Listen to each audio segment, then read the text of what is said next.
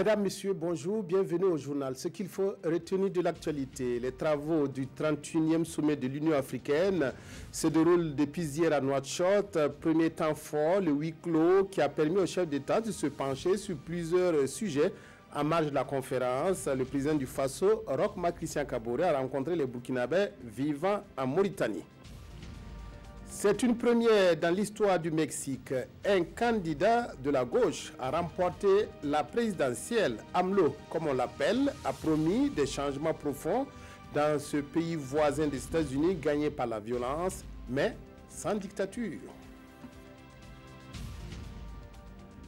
Le sommet de l'Union africaine se tient depuis hier à Nouakchott, en Mauritanie. Les chefs d'État et de gouvernement ont eu dans l'après-midi un huis clos pour évoquer certains sujets. Plusieurs rapports ont été examinés par les chefs d'État, notamment ceux liés au financement de l'Union africaine et à la zone de libre-échange économique. Le ministre des Affaires étrangères, Alpha Bari, fait le point au micro de nos envoyés spéciaux. Il y a eu des rapports qui ont été présentés. Un premier rapport sur l'état de mise en œuvre de la réforme de l'Union africaine, notamment aussi sur cette question de la réforme, l'engagement des pays à mobiliser les ressources, à savoir la mise en œuvre de la taxe de 0,2%. Il y a des pays qui appliquent ça très bien et on a vu que pour la première fois, les États africains ont pu mobiliser jusqu'à 45 millions de dollars. C'était un record. Et donc, c'est la preuve que les Africains peuvent financer leur propre développement. Et le deuxième rapport a porté sur la zone de libre-échange économique qui a été adoptée en mars dernier à Kigali. Il y avait le troisième rapport qui portait sur le Sahara occidental. Il y a un quatrième rapport qui portait sur la position de l'Afrique par rapport aux ACP. Est-ce qu'il faut que l'Afrique se détache des autres pays des Caraïbes et du Pacifique? Donc c'est ça le débat. Le thème du sommet va être discuté tout à l'heure avec un rapport du président Bouhari sur la corruption. En marge des travaux du 31e sommet de l'Union africaine, le président du Faso a rencontré hier la communauté burkinabé vivant en Mauritanie. Roch Marc Christian Kaboré et la communauté burkinabé ont échangé autour de questions intéressant la vie nationale, comme le vote de la diaspora en 2020, la réconciliation nationale, la justice et la lutte contre le terrorisme. Reportage de nos envoyés spéciaux Jean-Hugues Bayala, Abouakar Sayon. Le président Roch Marc Christian Kaboré à l'écoute de ses compatriotes vivant en Mauritanie. La rencontre est aussi l'occasion pour le président du Faso d'informer la communauté burkinabé de Nouakchott sur la vie de la nation et les actions entreprises pour le développement socio-économique du pays. Les Burkinabés de l'étranger voteront en 2020 et un forum de la diaspora burkinabé sera organisé courant juillet 2018 à Ouagadougou. Le président du Faso a également évoqué les difficultés que le pays traverse, notamment les attaques terroristes. Malgré l'ensemble de ces situations difficiles, le Burkina Faso a continué à avancer dans la réalisation d'un certain nombre d'infrastructures socio-économiques en faveur de nos populations, que ce soit dans le domaine de l'éducation, que ce soit dans le domaine de la santé, que ce soit dans les autres secteurs de l'immobilier. Il y a des efforts qui sont faits. Les préoccupations de la communauté burkinabé ont porté essentiellement sur les difficultés rencontrées pour l'établissement de la carte de résidence et des documents d'état civil. Les questions relatives à l'intégration des Burkinabés dans la société mauritanienne, à l'établissement de permis de travail pour les Burkinabés de la Mauritanie et aux difficultés de transport pour rallier Ouagadougou et Nouakchott ont été évoquées. Le président du Faso a donné des éléments de réponse à l'ensemble de ces préoccupations qui seront résolues avec la reprise prochaine de la commission mixte de coopération entre la République islamique de Mauritanie et le Burkina Faso, interrompue depuis 1991. Très satisfait, mais aussi rassuré de voir qu'il va en profondeur des sujets, qu'il propose des solutions. Et ça montre que c'est un homme de grande expérience, mais aussi qui est à l'écoute de son peuple. et cela est très rassurant pour nous, les Burkinabés qui sommes à l'étranger. C'est des réponses qui sont vraiment claires et ça répond vraiment à nos attentes. Et sur le plan des paniers de ménagères, je suis satisfaite aussi. Parce que je sais que bientôt, beaucoup de choses vont changer. Par rapport aussi aux difficultés que les Burkinabés rencontrent ici, je crois que, comme le président l'a dit, il y aura une solution à cela. La communauté burkinabé de Mauritanie est forte d'environ 300 membres. Le président du Faso les a invités à être des modèles en terre mauritanienne et à participer aux efforts de développement de la mère patrie. Entretien ce matin entre le Premier ministre Paul Kabatiba et l'ambassadeur de Chine populaire en Côte d'Ivoire.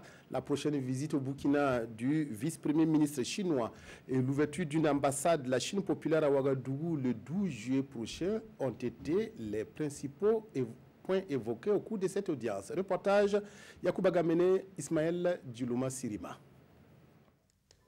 L'ambassadeur de la République populaire de Chine en Côte d'Ivoire chez le Premier ministre. Le diplomate chinois est venu échanger avec Paul Kabatiba sur les préparatifs de la prochaine visite du vice-premier ministre chinois à Ouagadougou. Ce matin, j'ai eu l'honneur et la chance d'échanger avec son Excellence, Monsieur le Premier ministre, sur la coopération entre nos deux pays. Et comme vous le savez, dans quelques jours, il y aura une délégation très importante chinoise qui fera une visite dans votre pays. Nous pouvons dire que cette visite du vice-premier ministre chinois au Burkina Faso sera une visite très importante depuis le rétablissement des relations diplomatiques entre la Chine et votre pays. Autre point d'échange, l'ouverture d'une nouvelle ambassade de Chine au Burkina prévue pour ce 12 juillet. Ces actions interviennent après la reprise des relations diplomatiques avec la Chine populaire depuis le 26 mai passé.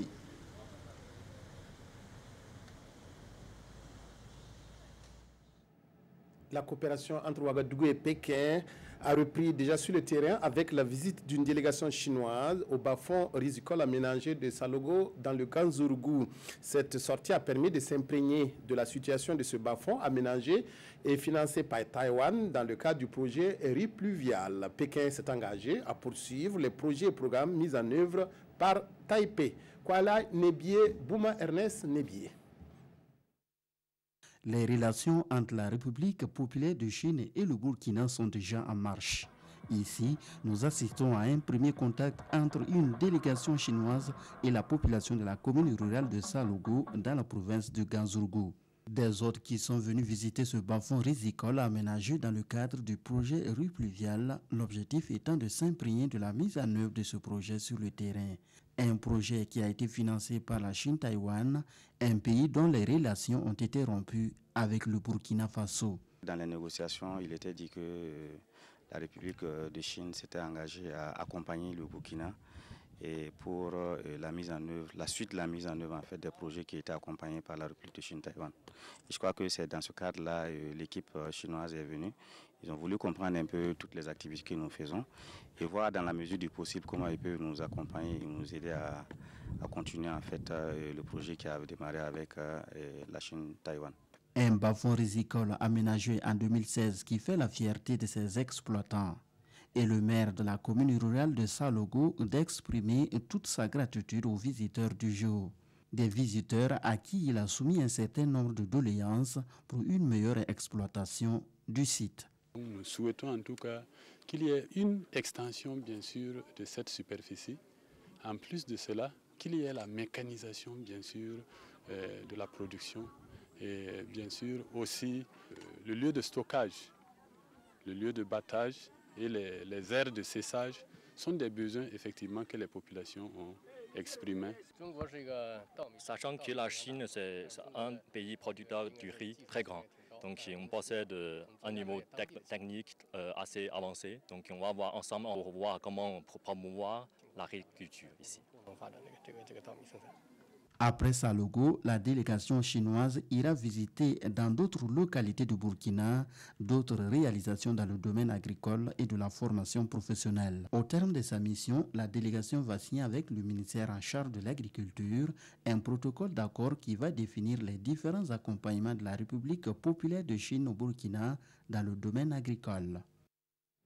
Le médiateur du Faso a reçu les contractuels de l'Office national de l'eau et de l'assainissement ONEA en fin de contrat. Ce personnel risquait de se retrouver sans emploi. Après avoir rencontré le médiateur, une solution intermédiaire a été trouvée. Ils ont obtenu de reprendre le travail en attendant l'aboutissement des négociations. Sarah Seremé, poursuivant ses entretiens, a aussi reçu le président par intérim du Conseil supérieur de la communication et l'ambassadeur de Tunisie au Burkina. Reportage Paul-David Bambara, Pascal Canet.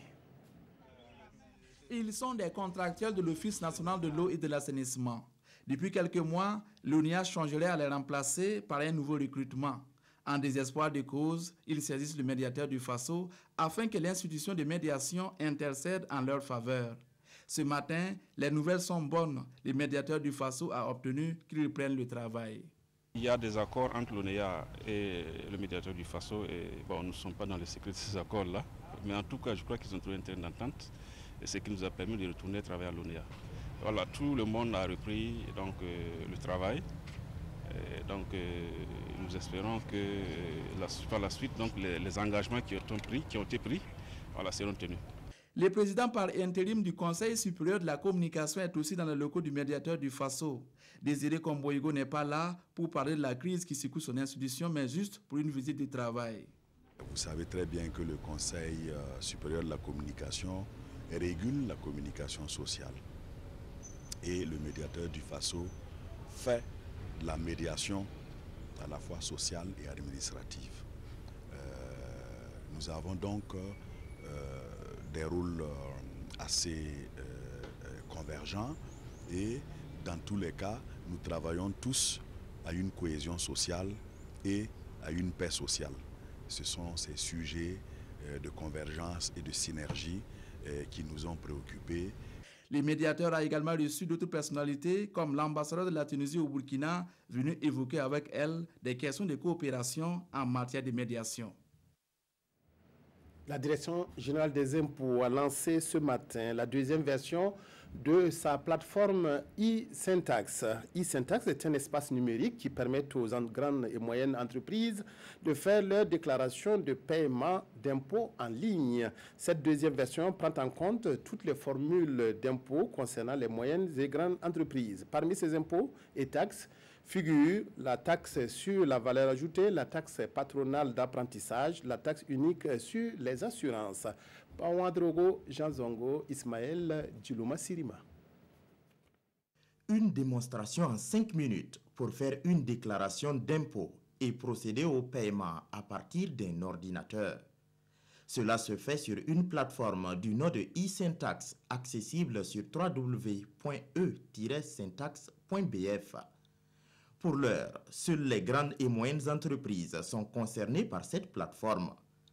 Lancée en avril dernier, elle a été améliorée et aujourd'hui, les contribuables peuvent effectuer tous les types d'opérations liées aux impôts.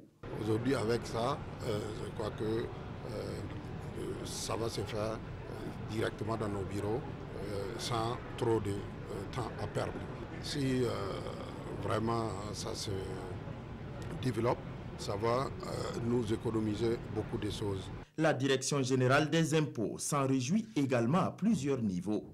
Mobiliser trop d'argent pour juste recevoir des déclarations, pour juste classer des dossiers, pour juste encaisser de l'argent. Et ça, vous comprenez que ça, ce n'est pas des activités à valeur ajoutée.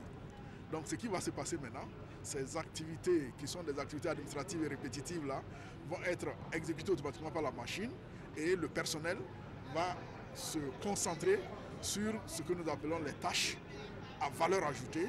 À ce jour, un peu plus de 170 entreprises ont adhéré à la plateforme e-Syntax. Et la Direction générale des impôts envisage toucher près de 6 000 contribuables. La Chambre de commerce, on va développer ensemble donc, des stratégies de sensibilisation de communication et même de démarchage. On va aller dans les entreprises, leur expliquer le bien fondé, en tout cas de cette plateforme. Mais on va également, et peut-être c'est l'occasion pour moi d'indiquer ça déjà, dans les années à venir, en tout cas dans les mois à venir, rendre ça obligatoire. À la suite du lancement de la deuxième version de la plateforme e-Syntax, la Direction générale des impôts annonce d'autres services en ligne, notamment la digitalisation de son administration. Autre innovation qui vient soulager les clients, celle lancée par la Sonabel, le paiement de crédit énergie pour le compteur prépayé via Orange Money. Une convention a été signée mercredi dernier par le directeur général de la Sonabel et le DG d'Orange dans cette perspective. Cette démarche va ainsi faciliter l'achat des unités Cash Power et éviter les bousculades devant les guichets de la nationale d'électricité. Reportage Oscar Soulama Maïmouna Traoré. La Société nationale d'électricité du Burkina, Sonabel, et la Société de téléphonie mobile Orange unissent leurs forces pour faciliter le paiement des crédits énergie pour le compteur prépayé. Les clients se bousculaient dans nos guichets pour acheter des unités. Il arrivait que certains clients se lèvent le matin à 5 h du matin pour venir s'aligner alors que nos guichets s'ouvrent à 8 h. Tout simplement parce qu'ils veulent des unités. Et lorsque nous voyons cela, ça nous faisait trop mal. Donc il a fallu chercher comment régler ce problème. Nous sommes déjà en partenariat avec la Sonabel sur le paiement des factures postpayées.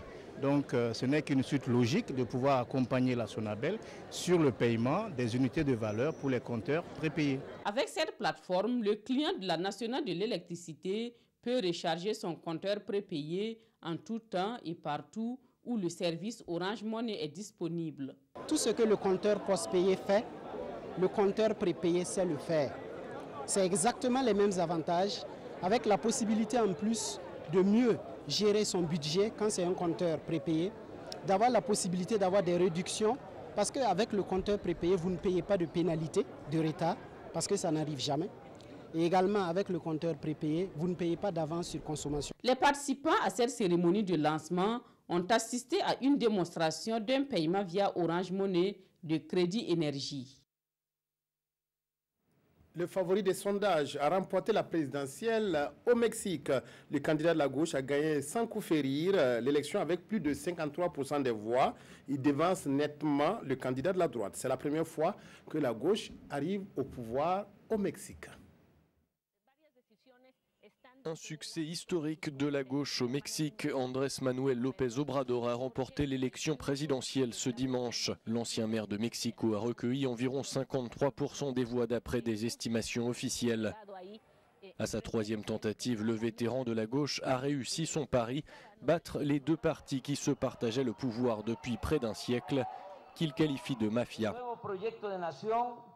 Le nouveau projet pour notre nation visera à établir une réelle démocratie.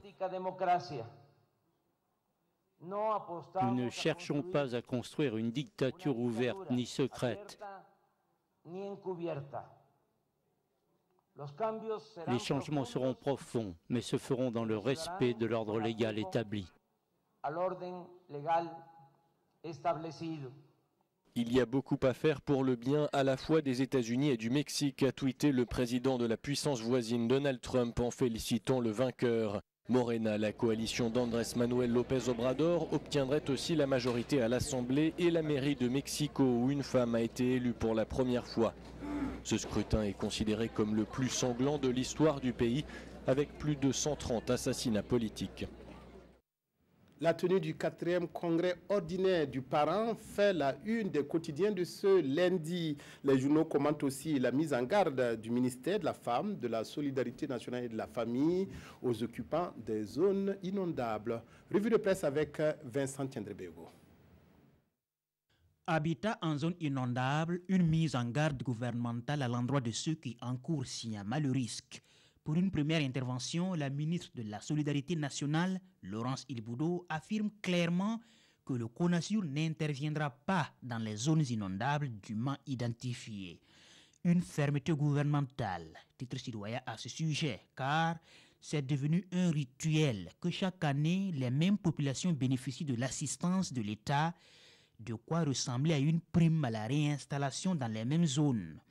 La période juillet-septembre 2018 s'annonce particulièrement pluvieuse et la méthode Laurence, quoiqu'elle puisse paraître impopulaire, est la meilleure approche de la situation des zones inondables de Ouagadougou, ajoute le journal. Bonne décision, Madame la Ministre, félicite l'Express du Faso. Tous ceux qui ont pris ce malin plaisir à résider dans les zones inondables en toute connaissance de cause doivent désormais compter sur eux-mêmes en cas d'inondation, ajoute l'Express du Faso. Congrès ordinaire du parent dans l'Observateur Palga pour une renaissance du Parti de la Renaissance nationale. Un congrès pour penser les plaies d'un parti qui a toujours été victime de traîtrise, selon le président du parent, Michel Béré, rapporté par l'Obs. La dernière en date étant l'éjection forcée de Tahirou Bari de la tête du parti.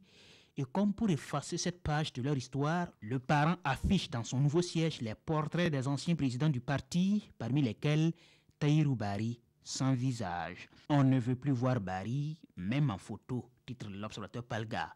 Cela n'est pas passé non plus inaperçu dans le journal Le Pays. Ici, on reproche à Bari d'avoir créé un nouveau parti par procuration tout en détenant un siège du parent à l'hémicycle.